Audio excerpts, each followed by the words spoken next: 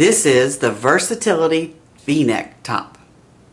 All you need is your master pattern, and we already know it fits, so you can cut another master pattern out. You're going to need a glue stick because, believe it or not, we're actually going to glue this neck down before we stitch it, and you just need a piece of elastic.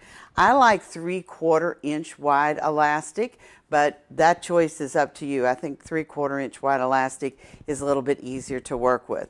So you're going to cut out a front and a back. You can put sleeves in this if you want to, but then you're going to lose the versatility of it. That's the reason we like it sleeveless. But let me show you how you're going to do this. The first thing you're going to do is to sew your shoulder seams together and cut your neckline down. Stand in front of a mirror and determine how far down you want the neckline to be. If you don't feel comfortable cutting a V just in your shirt, then what I suggest you do is to go back to the pattern. On the back side of the pattern, you will get cutting templates in different levels, 5, 6, and 7 inches down. So use one of those templates. Then all you have to do is to take that, clip the center front, make sure you press a crease in the center front, fold the edges back and glue them in place. So I made a 1/2 inch clip. I have glued the edge all the way around with the temporary glue stick. You want to press it in place with your fingers really, really good. Then you're going to sew, and when you sew, you're going to sew about 3/8 of an inch away from that, because you don't want to sew right on that cut edge. You want to sew in just a little bit. So you're going to top stitch all the way around. Then what we're going to do is to do our little cutesy little piece of elastic.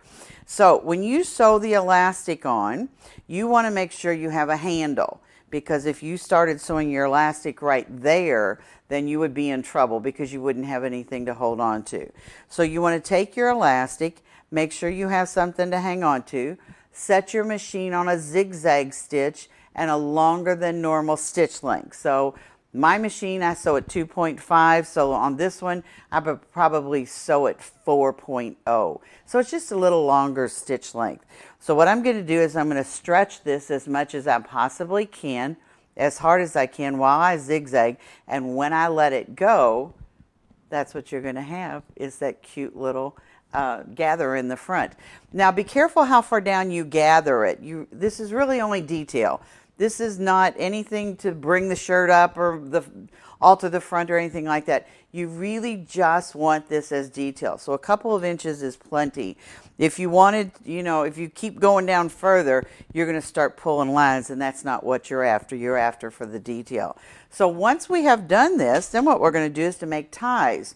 You can make ties and turn them with a tube, or you literally can just cut strips if you want to, which is what I've done. So I'm just going to do this on one side and show you.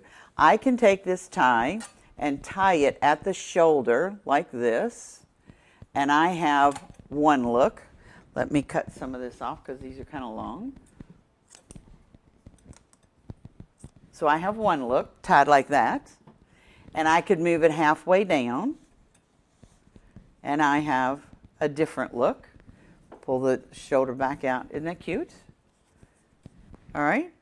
Or I could pull it all the way down to the front like this. Again, pull the shoulder out. Let me tie the other one so you can see, because this really is a cute look.